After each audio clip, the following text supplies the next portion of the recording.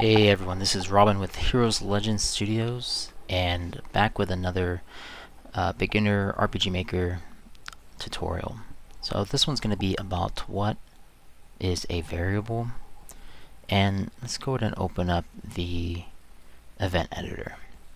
So you'll see that it can be one of the conditions, and you can check its value. So in RPG Maker, variable typically is anything that can hold a value, typically a numeric value, positive or negative integer, and in some advanced cases you can actually have it hold objects, but we'll cover that at a later time.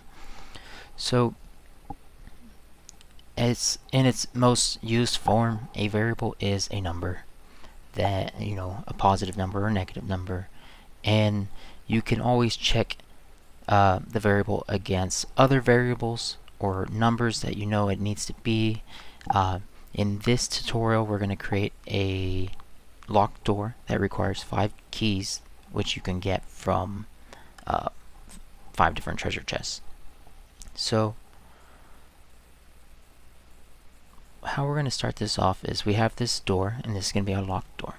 And the first thing I like to do is, again, let's create this variable. And I'm going to go ahead and delete this. The key that we have, I've already created a key in our items, and this will be the item that we pick up. And we're going to attach a variable to that, and this is the easiest thing to do. So first I'm going to create a quick event of a treasure chest, and this is just to make it a little bit faster for this tutorial. We're going to make a key, and again, this kind of makes things a little bit quicker. So we have some extra fancy stuff that gets created with this event. It plays a sound, plays an animation of it opening, and I'm going ahead and so it's going to turn it self-switched A, so it's going to leave it open, so you're not going to be able to interact with it again.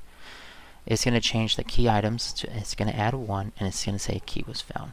So in addition to this, we also want to keep track of a variable. There are some scripting ways to keep track of item counts, but we're not going to go over scripts. I've done that in another video. Today we're just going to talk about how we can update a variable and keep track of that. Again, just like with my switches video, I really like naming things very clear of their purpose. So this variable is going to be the number of keys that the player has. And we have to be very careful when updating variables in this sense when we're matching items, because if we increase our item count or decrease it, but we don't increase or decrease the value of a variable, it can lead to some issues and conflicts, and that can be very hard to track down. So I do agree with getting scripting for this case, but this is like the very basic way of using a variable. And so for this, we're going to increment, and just like switches, there's a default value. Switches are off. For variables, they're always 0. So we're just going to increment this by 1. You can change a single variable one at a time, or you can change a range of variables. The operation is based on whether you want to set it to a specific value, to a variable, to a random number, some game data, or a script. So ideally here too, you can also set it to some game data and say, hey, I want to make sure it's the count of the key, but that's another way of doing it. So, but we want to increment it so we can see how some of the other values work. So we're incremented by 1. You can subtract, multiply, divide, and go over the modulus, which is just the remainder. We can go over that another time. So now we know the number of keys is incremented by 1. We're going to match that. Okay. And I'm just going to get 5 keys, 5 treasure chests. Here, there, here, and here. Okay. 1, 2, 3, 4, 5. Now I'm going to create another quick event, which is going to be a door. Kind of get the same looking door here. It's going to just transfer us back over here. That's fine. We're going to change the image to this look here. And again, that just gets us the animation effect. Here we want to also, we don't want to play the animation unless we have 5 keys. So we can use a conditional branch that's going to check our variable. Again, there's other ways to check items, but this checks only if they have the item. So this is why we're making a variable and updating our variable. There are game scripts again that can do this, but it's okay. You can see that this creates, as long as they have this item, it'll make the condition true. But we want to go over the number of keys. So we want to make sure the number of keys is greater than or equal to 5. Again, we know that there's only 5 keys, but I like to use greater than or equal to because we'll end up dumping the keys afterwards. So you also have the possibility of checking against other variables, making sure items are matched. So all I'm going to do here, if the player has all 5 keys, we'll open the door and they can walk through it. Otherwise, they will just say, not enough keys. Keep searching treasure chests. Okay. And here we'll say you have unlocked the door with all 5 keys.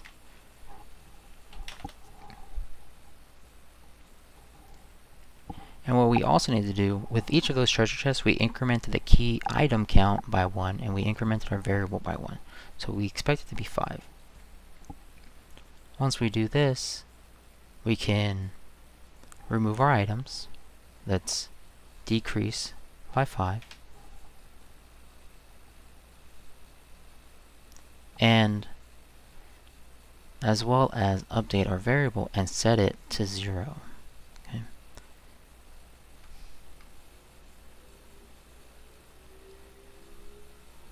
Oops, let me just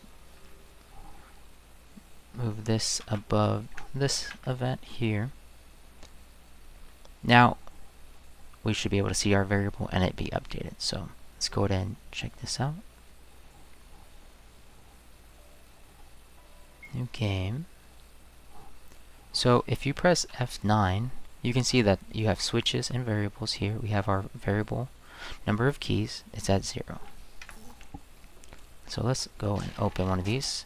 We found a key. We can check our items. We have a key. Now we can also press F9 and see that we have 1 key. That our variable was also updated.